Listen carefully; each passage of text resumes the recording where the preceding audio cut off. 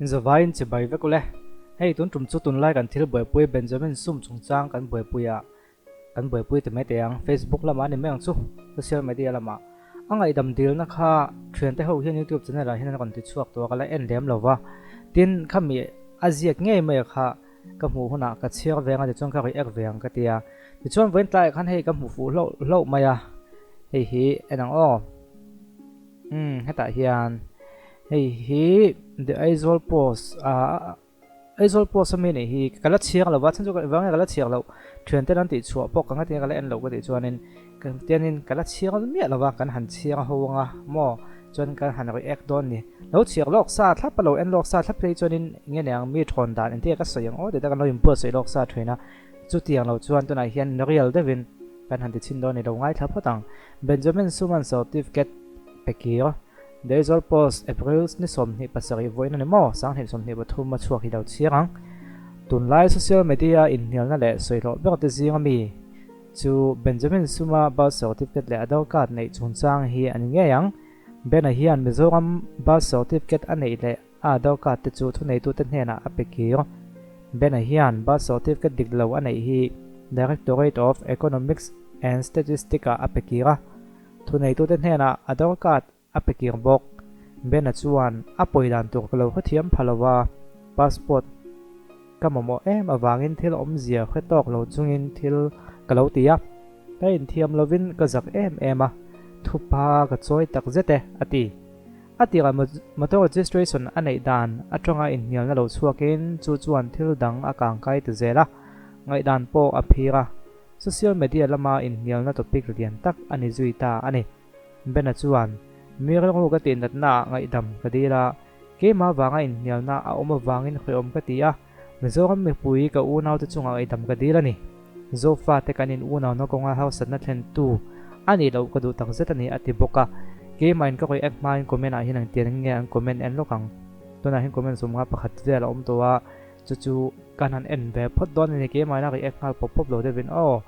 en tia hin nge mo an lo comment reng le en chin tiang lai hian all comment a hin kalila ton tiang lam pon ton hin azong zong chu ken ek sum nga pakhat vel chu ne aba fling na aba afel hle mai a ko zim tak pulo ngu kan na lem sia ti te nia bawane chuanin hepa nu na buai ho hi tu na hian an lim to ngem timwal phok ka tu lo nen ti te ama tran tu te la man ni an man na nge alam sim sak tu po chu ti te ni a ho comment le mom ze nei do amamo kan enjela ka certificate lem sia ma tu na van nei be ngom me case kan azia kan khoi ka man lova zalen ta ka la om thei hi awan nei zia ti vel ni a chang malam han soi chuan kan zon ha thla lam kha kan ma mo le hle nei kha ka lo sei ve mai mi zo te hi kan thungai thak nun na piang lama ba ni phak to lawangu bena po hi ngai dau ngai dam ve to me ngu hun khira tong ni hi tiang hun hi kan ton ve hun om po ka ring bang ma omin ni zo kam kan im pui an lo Mizoram kan impuyan lo ti ve tlat nia kan kol tin na lutuk hi atha ka tilawa ke chuan hi tok to mai ti vel te nia kan comment do dan hi chi ka ngai a thanam pang comment tam ve ta hle me ya US om tumin passport ne tuma bai kha enga tan nge ti le ti te nge ne hi chu comment hi chu lo en lok sa lo wang kan chiang lo mai nga ole ngai dang kan soi nga Benjamin Sume hi afing viau kan ti kan fak phoda nge fans te ho khan lom nan te na thalak te kan tilang nga afing ka ti na pakhat kan soi tiang tiang social media bo khan nei hat hian atuak tu nei chuan do don son hi ha maya tin dot thuleng wak velte atam boka ti meng mo ya thu dot hi tam to thira ni soi chona tam to chuan Benjamin Sum fak omna pakhat ka ti chu angoi thei khop mai hei hi fak om ka ti puitlen na pakhat kon lang konin soi fia ni mo story ani mo status ani mo wala ni mo konin soi fia te vaka hi ke hi ka khelo khop me lo ti ve thong me ka khelo ma se ti lo view chung ka khia a chan chu YouTube ba chho a chan chin thang nga mo chuak zong ta nga reng kan tama chung ho pon an chuak ka khelu tuk lo to na hin official le 20 hena kon ti ni maya a puitlin khop mai a bikin mezo na thlak mezo ram om te kan ti bi ka nge en ton tlak ani kan chungchang ke mang he po en ton tlak ka ti tho ke po hi chu en to ta na tha ka ti kan chungchang enga mon han soi luai hian tho dik ka do tam ta tel to bok thina social media chu tiang hun kan to hun chuan kan status ani mo kan story ani mo ti hlu alawin official de ulaka thil ti tha ani hi chu mizoram khoi thil ni wang chanchin buwa thapa on ti ning ka khia mizoram khong thil ni dam pon official de vain soi piana ti hi amoi hai khop mai tin abo punlun em lion hak dek ni na langa ni hi thum velan hak de ta tun lai kan social media te chu ka khachung vel hi dai thina hi mi hot zual pui hi ani po ni hi thum vel an hak a zual pui nuwa ti hian pa ngai deuh na on siam chu pui tling ka tia tin hi apui helai hianin kan siang nan le la khonga mi khonga ni apui dan tu ka thiam phalawa passport ka mo em awang thirom zia khe tok lo chungin kalo ti ti apui zia ka thiam phalawa ti hi